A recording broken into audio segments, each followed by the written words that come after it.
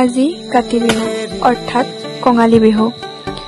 আহিন মাহৰ সংক্ৰান্তিত অসমীয়া সংস্কৃতিৰ তিনি বিহুৰ এক উৎসৱ হ'ল কাতি বিহু। অন্য বিহুৰ দৰে যদিও বিশেষ নহয়, তথাপি এই বিহুৰ মহত্ব বহু বেছি, কিয়নো অসম কৃষি প্ৰধান ৰাজ্য আৰু এই বিহু কৃষিৰ ওপৰতে পালন কৰা হয়। এই বিহু সকলোতে একেই যদিও গাঁও আৰু চহৰ অঞ্চলত বৰ্তমান সময়ত কিছু পাৰ্থক্য দেখিবলৈ পোৱা যায়। লগতে আমি কিদৰেনো এই কাতি বিহু পালন কৰোঁ তাৰে কিছু অংশ এই ভিডিঅ'টোৰ জৰিয়তে দাঙি ধৰিলোঁ।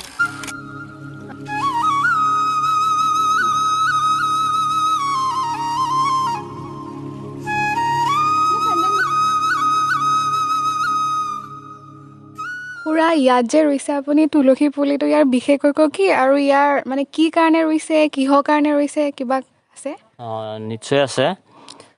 কথা হ'ল, আমাৰ আহিন আৰু কাতি মাহৰ সংক্ৰান্তিৰ দিনাখন আমি কাতি বিহু অৰ্থাৎ কঙালী বিহু পালন কৰোঁ। আৰু সেই কঙালী বিহু উপলক্ষে আমি তুলসী পুলি ৰুওঁ আৰু সন্ধ্যা সময়ত আমি চাকি বন্তি জ্বলাওঁ বা মাহ প্ৰসাদো দিয়া হয়। কিন্তু কথা হ'ল আমি যে তুলসী পুলি ৰুওঁ, তুলসীৰ মাহাত্ম্য আছে। আমাৰ তুলসীয়ে ঔষধি গুণ দিয়াৰ উপৰিও আৰু বিভিন্ন বেমাৰতো আমাৰ তুলসীৰ প্ৰয়োজন হয়।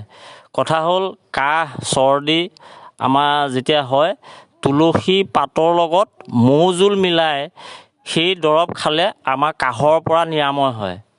আৰু লগতে তুলসী পুলি আমাৰ অসমীয়াৰ এটা সম্পদ বুলি ক'লেও ভুল নহয়। আমাৰ প্ৰত্যেক ঘৰ গৃহস্থিতে আহিন আৰু কাতিৰ সংক্ৰান্তিৰ দিনাখন তুলসী পুলি ৰোৱা হয়। লগতে আমাৰ সন্ধ্যা সময়ত ধূপ চাকি জ্বলাই মাহ প্ৰসাদ আদি দি নাম কীৰ্তনো কৰা হয়। তুলসীৰ মেইন বিশেষত্বটো হৈছে আমাৰ তুলসীৰ ঔষধি গুণ আছে, লগত আমাৰ বায়ু প্ৰদূষণো ৰোধ কৰে। গতিকে সেইকাৰণে আমি প্ৰত্যেক ঘৰ অসমীয়াই বিশেষকৈ তুলসী পুলি আমি ৰোপণ কৰিব লাগে।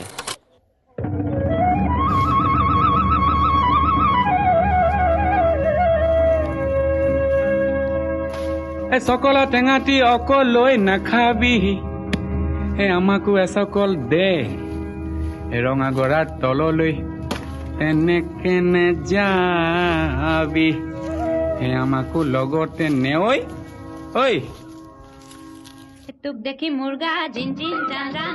খুৰা ৰখিবচোন অকণ, আপুনি আকৌ মানিলে এই আমাৰ ঘৰৰ ওচৰৰ সেই বকুল খোৱাহঁতৰ বাৰীতে আছিলে, তাৰ পৰাই সেই লৈ আহিছোঁ। আজি কাতি বিহু নহয়, আজি সেই কাতি বিহু যে দুপৰীয়া সেই পথাৰত আজি ৰবাব টেঙা খাব লাগে, সেইটো কাৰণে আমাৰ বকুল খোৱাহঁতৰ বাৰীৰ পৰাই দুটা পাৰি লৈ আহিছোঁ।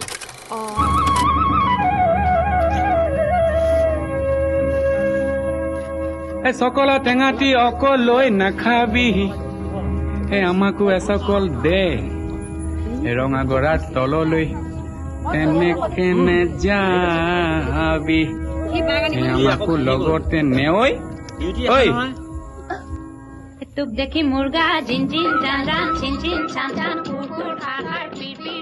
খুৰী, আপুনি যে এই ৰবাব টেঙা বাকলিখিনি খেতিলৈ পেলাইছে, ইয়াৰ মানে মহত্বটো কি কওকচোন? ৰবাব টেঙা বাকলিটো মানে পথাৰত পেলালে পৰুৱাৰ পৰা খেতিডৰা ভাল হয়। পৰুৱা নহয় পথাৰ মাটিডৰাত, গান্ধি নালাগে, পৰুৱা নহয় বা বেলেগ জাতীয় পৰুৱাবিলাক নাহে, খেতিডৰা ভাল হয়, সেইটো কাৰণে পেলাওঁ। আপোনালোকে সদায় কাতি বিহুতে পেলাই আহিনে? প্ৰত্যেক কাতি বিহুতে পেলাওঁ।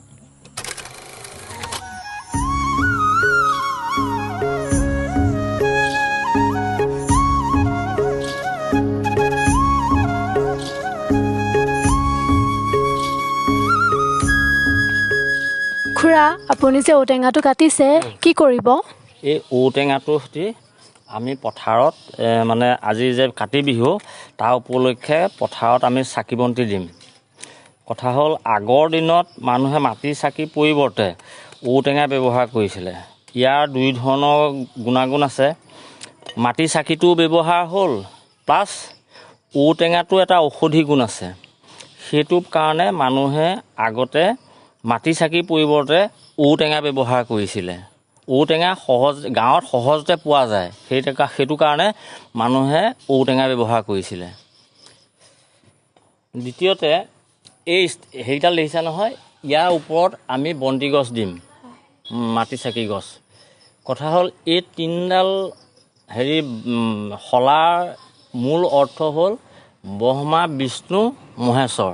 আমি তিনিওজনকে সাক্ষী কৰি পেলাই আমি পথাৰত এগছি বন্তি জ্বলাওঁ। আৰু বন্তি গছৰ উদ্দেশ্য হ'ল আমি পথাৰত যে কৃষি কৰিছোঁ সেই লক্ষীক মানে সম্ভাষণ বা আদৰণি জনাবৰ কাৰণে আমি চাকি বন্তি জ্বলাওঁ। আৰু দ্বিতীয়তে সেই চাকি গছৰ মাহাত্ম্য হ'ল আমি লক্ষীক আদৰা আৰু কৃষিত যে পোক পতংগ পৰে সেই পোক পতংগখিনিও আমাৰ বন্তি গছে নিৰ্মূল কৰে। প্ৰধান আৰু প্ৰথম কথা হ'ল সেইখিনি।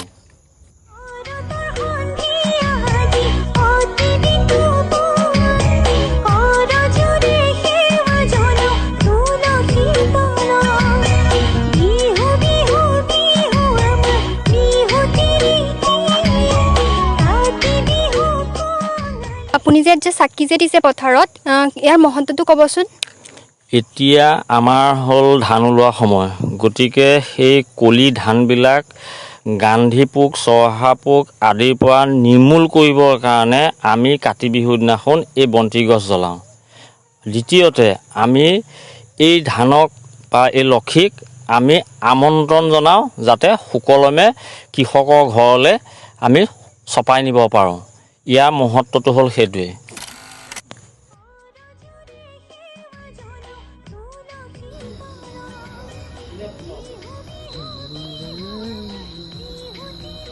তুলসীৰ তলে মৃগ পহু চৰে, তাকে দেখি ৰামচন্দ্ৰই হৰধ হেনো ধৰে।